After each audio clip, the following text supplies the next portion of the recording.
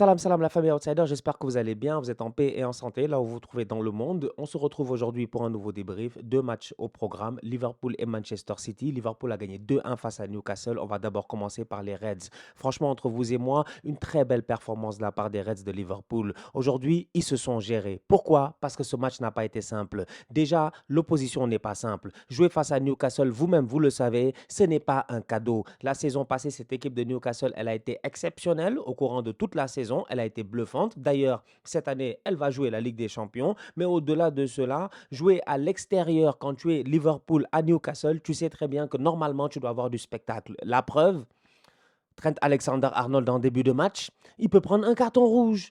Il peut prendre un carton rouge. Trent Alexander, j'en arrive, j'en bégaye. Trent Alexander-Arnold prend d'abord un premier carton jaune. Le deuxième carton jaune, normalement, c'est quand il sort son bras et qu'il touche le joueur. À ce moment-là, il doit prendre un deuxième. Il doit prendre un deuxième. L'arbitre ne lui donne pas. Trent échappe. On continue, Liverpool ne se gère pas. Tu as un Mohamed Salah qui fait la même passe que Bukayo Saka hier. Le match d'Arsenal face à Fulham. La passe en retrait de Saka. Mauvais positionnement des joueurs. Il y a un gars qui ne se gère pas. Et tu as les boys de Fulham qui ouvrent le score. Aujourd'hui, tu as Mohamed Salah qui fait une passe en retrait à Trent Alexander-Arnold. Normalement, il n'y a pas trop de pression. Il doit réussir à réussir son contrôle. Malheureusement, il se rate. Et derrière, qui en profite? Le petit Gordon. Gordon, on a eu l'occasion d'en parler. Gordon est très chaud. Il est très très chaud. Il sort d'un été où il a été excellent avec les petits, si je ne me trompe pas, les espoirs anglais. Ces boys-là ont été champions. Ils ont sorti une top performance. Il y a plein de jeunes gamins anglais qu'on voit en ce moment en début de saison en championnat. Les Lewis Colwill de Chelsea et tout. Anthony Gordon fait partie de cette génération-là. Les Cole Palmer et tout ça. Leur été s'est très bien passé en équipe nationale. Donc du coup, tu as un Gordon qui est en pleine confiance. Tu as un Gordon qui n'a pas de Saint-Maximin sur le côté. Tu as un Gordon qui sait qu'il est en concurrence directe avec Harvey Barnes et Harvey Barnes vient d'arriver. Donc du coup, il est chaud, il claque son but. L'erreur de Trent Alexander-Arnold est manifeste. Il ne doit pas faire cette erreur-là. C'est dommage. Dans un match de football, c'est des choses qui peuvent arriver. Cependant, c'est la manière à laquelle que tu réagis qui est importante. Et derrière Liverpool, il ne se gère pas. C'est difficile, c'est compliqué. Parce que tu te dis que ton Virgil van Dijk, normalement, il doit beaucoup mieux faire. Van Dijk doit beaucoup mieux faire. Durant toute la pré-saison, on en a parlé.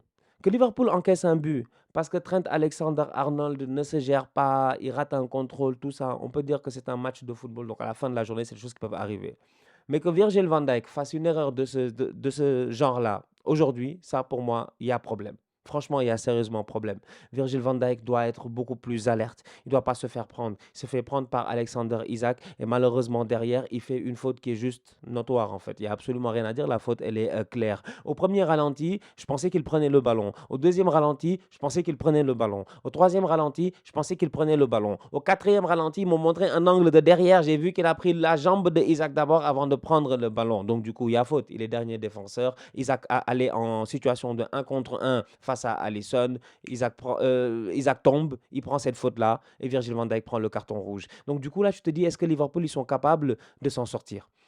Est-ce que Liverpool, à 1-0, à 10 contre 11, ils sont capables de tenir? La semaine passée, quand McAllister prend un carton rouge, Liverpool mène au score et juste après, ils réussissent à claquer un but. Cette équipe de Liverpool-là, bizarrement, elle est capable, avec son public, même si aujourd'hui ils étaient à l'extérieur, ils sont capables, je ne sais pas, de se transcender, de se décupler.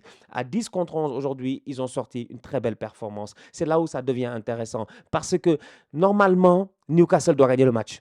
Normalement, la frappe de Almiron, elle doit rentrer avant la mi-temps. Mais tu as un superbe arrêt de Alisson qui te permet de rester dans le match et de continuer d'y croire. Tu vas à la mi-temps, tu te dis c'est 1-0, il y a moyen de le faire. Tu fais rentrer des boys dangereux, Diogo Jota, Harvey Elliott. Automatiquement, tu vois que, OK, Newcastle, ils attaquent, ils commencent à s'essouffler, ils ne trouvent pas de solution.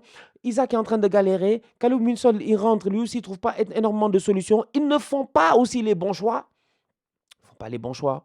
Je pense qu'il y a une contre-attaque où Wilson, il peut avoir le ballon, il demande le ballon et les gars ne lui donnent pas. Donc, du coup, il y a certaines occasions où tu te dis que cette équipe de Newcastle-là ne fait pas les bons choix. Donc, petit à petit, Liverpool commence à y croire. Là, rentre Darwin Nunez et à ce moment-là, c'est terminé. C'est terminé.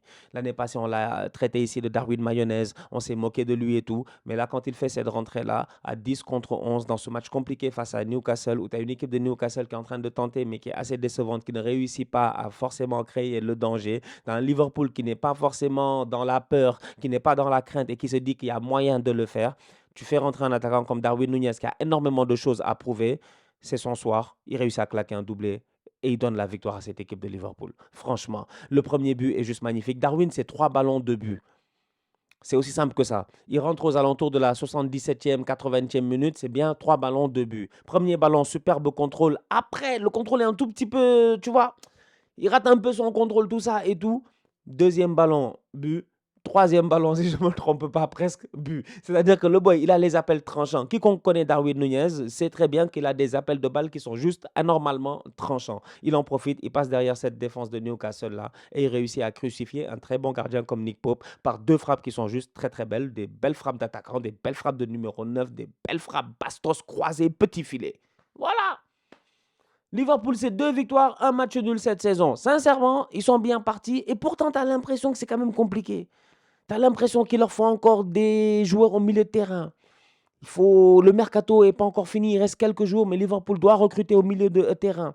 Liverpool doit peut-être recruter aussi en défense centrale parce qu'à la minute où tu perds un Van Dijk, ok, Joe Gomez fait une belle rentrée. Joe Gomez se gère aujourd'hui. Franchement, on peut dire que quand même, Joe Gomez, voilà, il a fait la rentrée qu'on attendait parce que c'est pas simple.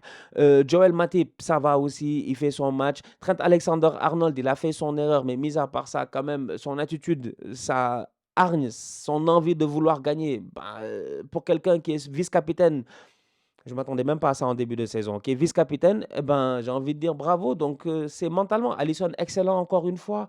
McAllister, bon. Donc, c'est vraiment un collectif de Liverpool qui fait la différence face à une belle équipe de Newcastle qui a des questions à se poser. Les questions à se poser à Newcastle. Franchement, il y a des sérieuses questions à se poser. Newcastle, si je ne me trompe pas, la semaine passée, ils ont perdu. Cette semaine, ils ont encore perdu. En fait, finalement, c'était le premier match. Le calendrier n'est pas simple, certes. Les 2 derniers matchs ont été très difficiles. Le prochain match, c'est Brighton. Mais vous-même, vous connaissez le championnat. Vous avez vu ce que West Ham, ils ont fait hier. Tout est possible dans ce championnat-là. Tu viens possession de balle, tu fais le malin. Les gars, ils te tapent 3 buts avec 10% de possession. Donc, on va voir ce que ça va donner, mais Newcastle a la Ligue des Champions à jouer et Eddie Howe doit rapidement mettre ses gars au niveau parce qu'il y a des attentes et les attentes, elles sont là cette saison pour les Magpies. Manchester City, de son côté, a gagné 2-1 face à Sheffield United. Une belle victoire de la part des Citizens. Encore une fois, absolument rien à dire. Ils sont chauds, ils sont premiers au classement, si je ne me trompe pas. Bon, voilà, bref, voilà. Que veux-tu que je te dise? Que veux-tu que je te dise? Pep Guardiola n'est pas là.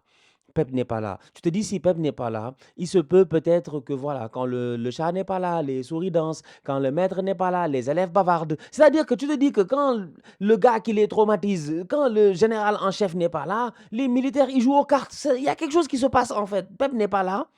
Donc je me dis que cette équipe de City-là, peut-être qu'elle peut faire un faux pas face à Sheffield United. Le match commence et tu te rends compte que Manchester City a le ballon. Ok, c'est pas un fait. Ils ont la possession. Ok, c'est pas un fait. Ils se créent beaucoup d'occasions. Ok, ça, c'était pas forcément le cas. Pourquoi? Parce que tu as une équipe de Sheffield qui défend, qui défend, qui défend. Et donc City se crée une occasion. Et après une deuxième. Et après ça bloque un peu. Et après Sheffield y presse, il monte un peu. Et après ils défendent en bloc, ils parquent le bus. Et après il y a encore une autre occasion. Un bon arrêt. Un très bon gardien d'ailleurs de Sheffield qui a fait plusieurs top arrêts aujourd'hui. Franchement, Fotheringham. Donc tu regardes cette équipe de Sheffield là et tu te dis, il y a moyen de tenir. Et hop, après penalty. Ok, il n'y a pas de problème. C'est possible. C'est normal parce que Manchester City, ils ont le ballon.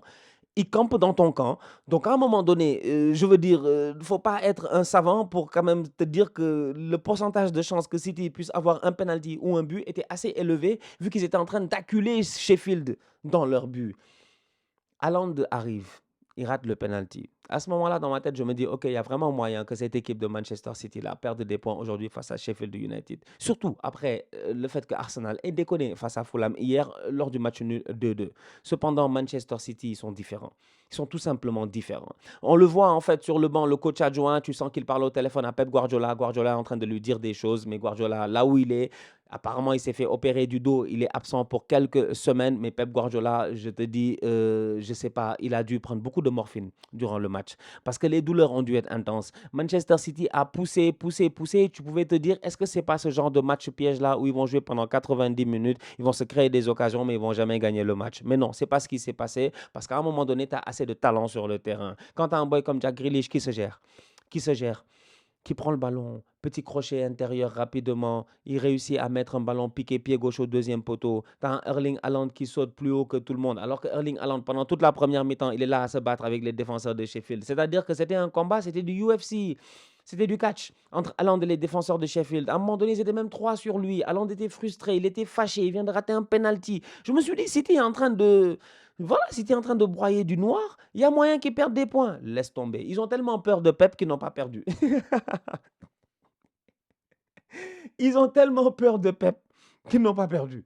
Haaland vient claquer sa tête, Rodri vient claquer une superbe frappe et pourtant Sheffield a égalisé. C'est ça qui est fou en fait, parce que Kyle Walker allait faire le malin là-bas, il allait faire une talonnade là-bas. Mais vraiment, faut voir le résumé du match, s'il vous plaît. Faut aller voir le résumé du match. Kyle Walker mais on lui a rien demandé. Mais dégage le ballon, s'il te plaît. Il fait une talonnade, passe décisive carrément. En fait, plus ou moins pré-passe décisive, pré-passe décisive. Le ballon traîne. Très belle frappe de la part de Bogle. Cette équipe de Sheffield-là, elle égalise. Elle revient à 1-1. 2 minutes, 3 minutes plus tard, ils ont remarqué. Je vous dis, ils ont peur de Pep. Ils ont peur de Pep. Ils ont pensé à Pep. Ils se sont dit, attends, si on fait match nul ici à Sheffield, mais Pep va les tuer. Et donc finalement, ils ont gagné ce match-là 2-1. Belle victoire de la part de Manchester City. Match solide de la part de Rodri, comme d'habitude au milieu de terrain. Excellent. Voilà, le métronome, c'est lui qui déclenche, il frappe. Il a marqué comme ça en Ligue des Champions, on l'a vu la saison passée. Aujourd'hui, encore une fois, il met une grosse frappe. Kovacic au milieu de terrain, ça commence à vraiment connecter. De beaux triangles, Kovacic, Grealish, Guardiola. Franchement, ça travaille petit à petit. Donc, il y a aussi eu quelques changements dans cette équipe-là. Julian Alvarez derrière l'attaquant, ça aussi, c'est assez intéressant, mais ça offre un profil différent de Phil Foden qui est là parce que c'est pas la même technique, c'est pas le même style de jeu. Julian Alvarez va tenter peut-être plus de frappes et tout, alors que Foden, ça va être dribble, percussion, essayer de déstabiliser le bloc défensif. Peut-être qu'il aurait été plus pertinent en début de match, je sais pas. Bernardo Silva comme d'habitude. Donc franchement, j'ai envie de dire une belle équipe de Manchester City. Encore une fois, comme d'habitude, ils ont gagné. Que veux-tu? Qu'est-ce qu'on peut y faire? Absolument rien. Donc du coup, l'éléphant n'est pas encore sur l'arbre. Je ne sais pas s'il sera sur l'arbre, mais pour le moment, c'est le bûcheron qui est en train de gérer, qui est en train de couper l'arbre. C'est Haaland. Et oui, c'est pas facile. La famille, on se capte très bientôt pour une nouvelle vidéo. D'ici là, on continue à liker, on continue à partager, on s'abonne, on s'abonne, on s'abonne. On est ensemble, on reste en santé, c'est le plus important. Tous outsiders.